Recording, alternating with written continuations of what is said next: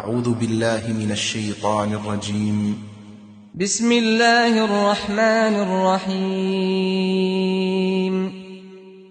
الحمد لله الذي أنزل على عبده الكتاب ولم يجعل له عوجا قيما لينذر بأسا شديدا من لدنه ويبشر المؤمنين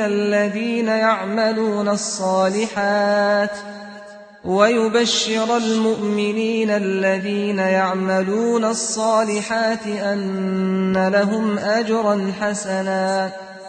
ماكثين فيه أبدا وينذر الذين قالوا اتخذ الله ولدا ما لهم به من علم ولا لآبائهم كبرت كلمة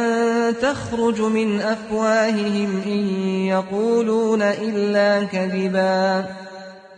فلعلك باخع نفسك على آثارهم إن لم يؤمنوا بهذا الحديث أسفا إنا جعلنا ما على الأرض زينة لها لنبلوهم أيهم أحسن عملا وإنا لجاعلون ما عليها صعيدا جرزا أم حسبت أن أصحاب الكهف والرقيم كانوا من آياتنا عجبا إذ أوى الفتية إلى الكهف فقالوا ربنا آتنا من لدنك رحمة وهيئ لنا من أمرنا رشدا فضربنا على آذانهم في الكهف سنين عددا ثم بعثناهم لنعلم أي الحزبين أحصى لما لبثوا أمدا نحن نقص عليك نبأهم بالحق إنهم فتية آمنوا بربهم وزدناهم هدى وربطنا على قلوبهم إذ قاموا فقالوا ربنا رب السماوات والأرض لن ندعو من دونه إلها لقد قلنا إذا شططا هؤلاء قومنا اتخذوا من دونه آلهة لولا يأتون عليهم بسلطان بين فمن أظلم ممن افترى على الله كذبا وإذ اعتزلتموهم وما يعبدون إلا الله فأووا إلى الكهف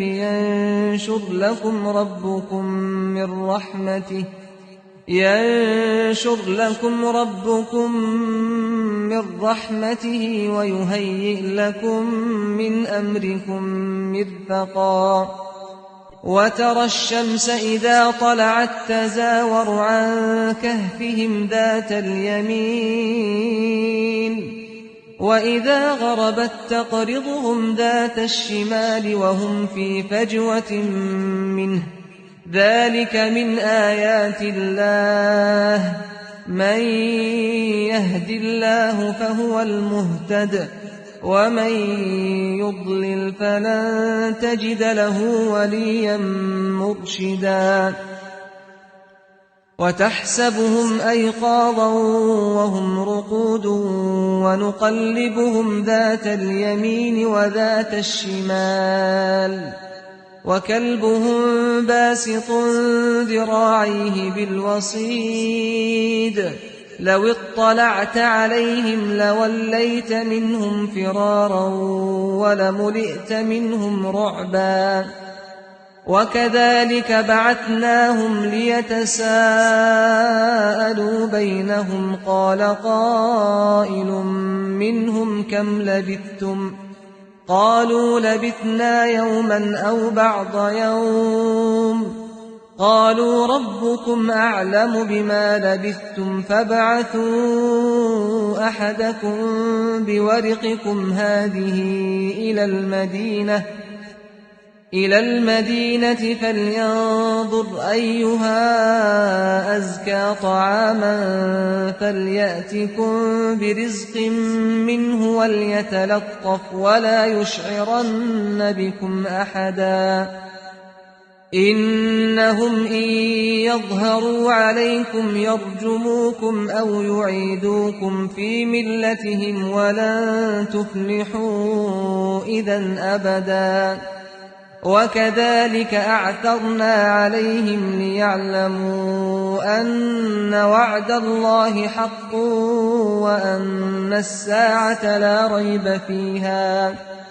وأن الساعة لا ريب فيها إذ يتنازعون بينهم أمرهم فقالوا ابنوا عليهم بنيانا ربهم أعلم بهم قال الذين غلبوا على أمرهم لنتخذن عليهم مسجدا سيقولون 3 رابعهم كلبهم ويقولون 5 سادسهم كلبهم رجما بالغيب ويقولون 7 وثامنهم كلبهم قل ربي أعلم بعدتهم ما يعلمهم إلا قليل فلا تمار فيهم إلا مراء ظاهرا ولا تستفت فيهم منهم أحدا ولا تقولن لشيء إني فاعل ذلك غدا إلا أن يشاء الله واذكر ربك إذا نسيت وقل عسى أن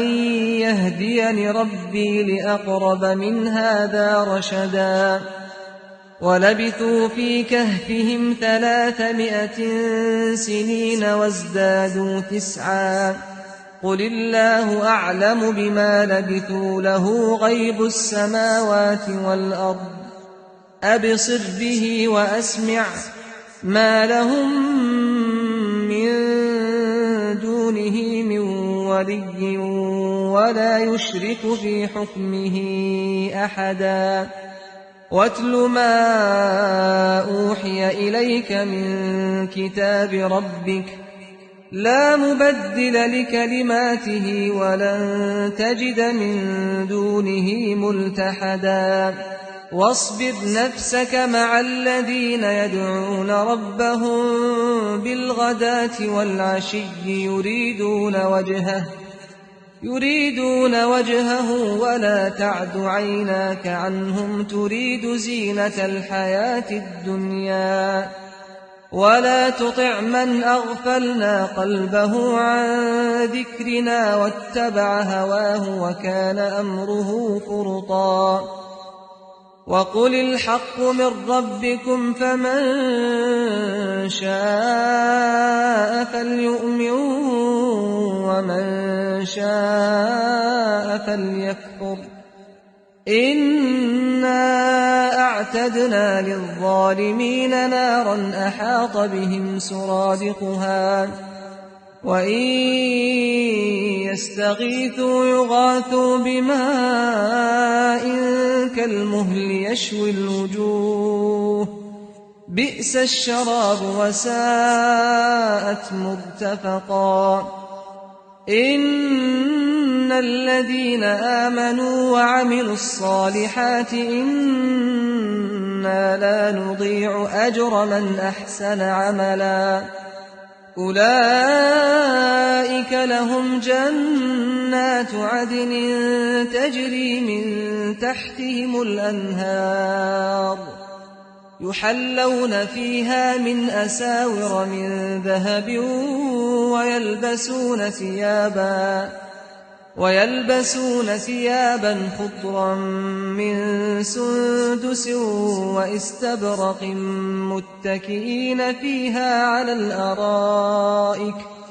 نعم الثواب وحسنت مرتفقا واضرب لهم مثل الرجلين جعلنا لأحدهما جنتين من أعناب وحففناهما بنخل وجعلنا بينهما زرعا كلتا الجنتين آتت أكلها ولم تظلم منه شيئا وفجرنا خلالهما نهرا وكان له ثمر فقال لصاحبه وهو يحاوره أنا أكثر منك مالا وأعز نفرا ودخل جنته وهو ظالم لنفسه قال ما أظن أن تبيد هذه أبدا وما أظن الساعة قائمة ولئن رددت إلى ربي لأجدن خيرا منها منقلبا قال له صاحبه وهو يحاوره أكفرت بالذي خلقك من تراب ثم من نطفة ثم سواك رجلا لكن هو الله ربي ولا أشرك بربي أحدا ولولا إذ دخلت جنتك قلت ما شاء الله لا قوة إلا بالله إن ترني أنا أقل منك مالا وولدا فعسى ربي أن يؤتيني خيرا من جنتك ويرسل عليها حسبانا من السماء فتصبح صعيدا زلقا أو يصبح ماؤها غورا فلن تستطيع له طلبا وأحيط بثمره فأصبح يقلب كفيه على ما أنفق فيها وهي خاوية على عروشها ويقول يا ليتني لم أشرك بربي أحدا ولم تكن له فئة ينصرونه من دون الله وما كان منتصرا هنالك الولاية لله الحق هو خير ثوابا وخير عقبا واضرب لهم مثل الحياة الدنيا كماء أنزلناه من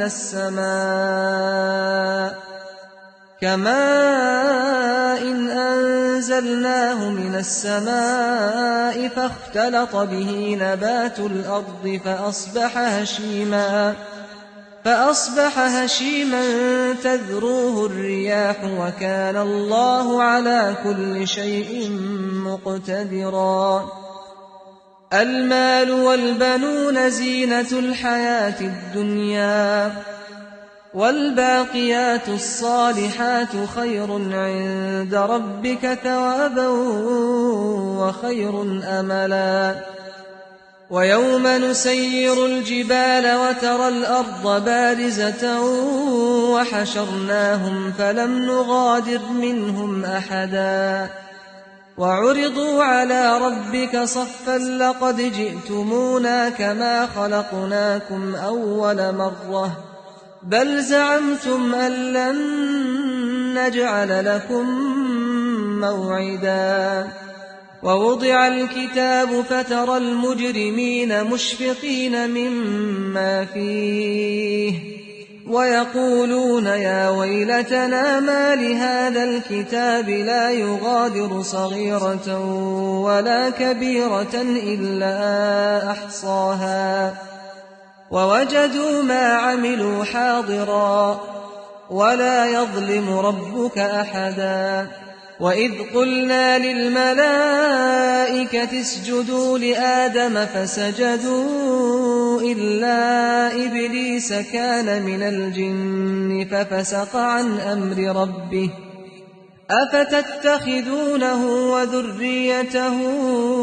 أولياء من دوني وهم لكم عدو بئس للظالمين بدلا ما أشهدتهم خلق السماوات والأرض ولا خلق أنفسهم وما كنت متخذ المضلين عضدا ويوم يقول نادوا شركائي الذين زعمتم فدعوهم فلم يستجيبوا لهم وجعلنا بينهم موبقا ورأى المجرمون النار فظنوا أنهم مواقعوها ولم يجدوا عنها مصرفا ولقد صرفنا في هذا القرآن للناس من كل مثل وكان الإنسان أكثر شيء جدلا وما منع الناس أن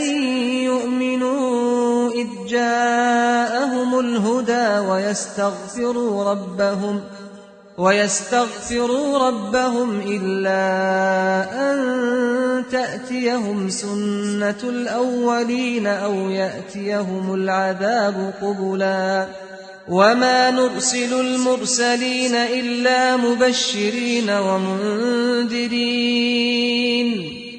ويجادل الذين كفروا بالباطل ليدحضوا به الحق واتخذوا آياتي وما أنذروا هزوا ومن أظلم ممن ذكر بآيات ربه فأعرض عنها ونسي ما قدمت يداه إنا جعلنا على قلوبهم أكنة أن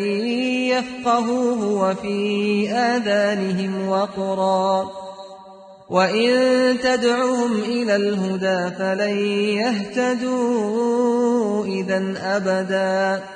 وربك الغفور ذو الرحمة لو يؤاخذهم بما كسبوا لعجل لهم العذاب بل لهم موعد لن يجدوا من دونه موئلا وتلك القرى أهلكناهم لما ظلموا وجعلنا لمهلكهم موعدا وإذ قال موسى لفتاه لا أبرح حتى أبلغ مجمع البحرين أو أمضي حقبا فلما بلغا مجمع بينهما نسيا حوتهما فاتخذ سبيله في البحر سربا فلما جاوزا قال لفتاه آتنا غداءنا لقد لقينا من سفرنا هذا نصبا قال أرأيت إذ أوينا إلى الصخرة فإني نسيت الحوت وما أنسانيه إلا الشيطان أن أذكره واتخذ سبيله في البحر عجبا قال ذلك ما كنا نبغ فارتدا على آثارهما قصصا فوجدا عبدا من عبادنا آتيناه رحمة من عندنا وعلمناه من لدنا علما قال له موسى هل أتبعك على أن تعلمني مما علمت رشدا قال إنك لن تستطيع معي صبرا وكيف تصبر على ما لم تحط به خبرا قال ستجدني إن شاء الله صابرا ولا أعصي لك أمرا قال فإن اتبعتني فلا تسألني عن شيء حتى أحدث لك منه ذكرا فانطلقا حتى إذا ركبا في السفينة خرقها قال أخرقتها لتغرق أهلها لقد جئت شيئا إمرا قال ألم أقل إنك لن تستطيع معي صبرا قال لا تؤاخذني بما نسيت ولا ترهقني من أمري عسرا فانطلقا حتى إذا لقيا غلاما فقتله قال أقتلت نفسا زكية بغير نفس لقد جئت شيئا نكرا قال ألم أقل لك إنك لن تستطيع معي صبرا قال إن سألتك عن شيء بعدها فلا تصاحبني قد بلغت من لدني عذرا فانطلقا حتى إذا أتيا أهل قرية استطعما أهلها فأبوا أن يضيفوهما فوجدا فيها جدارا يريد أن ينقض فأقامه قال لو شئت لاتخذت عليه أجرا قال هذا فراق بيني وبينك سأنبئك بتأويل ما لم تستطع عليه صبرا أما السفينة فكانت لمساكين يعملون في البحر فأردت أن أعيبها وكان وراءهم ملك يأخذ كل سفينة غصبا وأما الغلام فكان أبواه مؤمنين فخشينا أن يرهقهما طغيانا وكفرا فأردنا أن يبدلهما ربهما خيرا منه زكاة وأقرب رحما وأما الجدار فكان لغلامين يتيمين في المدينة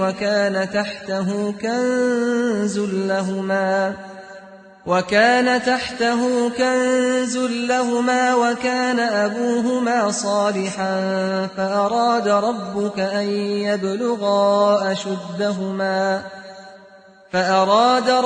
أن يبلغا أشدهما ويستخرجا كنزهما رحمة من ربك وما فعلته عن أمري ذلك تأويل ما لم تسطع عليه صبرا ويسألونك عن ذي القرنين قل سأتلو عليكم منه ذكرا إنا مكنا له في الأرض وآتيناه من كل شيء سببا فأتبع سببا حتى إذا بلغ مغرب الشمس وجدها تغرب في عين حمئة ووجد عندها قوما قلنا يا ذا القرنين إما أن تعذب وإما أن تتخذ فيهم حسنا قال أما من ظلم فسوف نعذبه ثم يرد إلى ربه فيعذبه عذابا نكرا وأما من آمن وعمل صالحا فله جزاء الحسنى وسنقول له من أمرنا يسرا ثم أتبع سببا حتى إذا بلغ مطلع الشمس وجدها تطلع على قوم لم نجعل لهم من دونها سترا كذلك وقد أحطنا بما لديه خبرا ثم أتبع سببا حتى إذا بلغ بين السدين وجد من دونهما قوما لا يكادون يفقهون قولا قالوا يا ذا القرنين إن يأجوج ومأجوج مفسدون في الأرض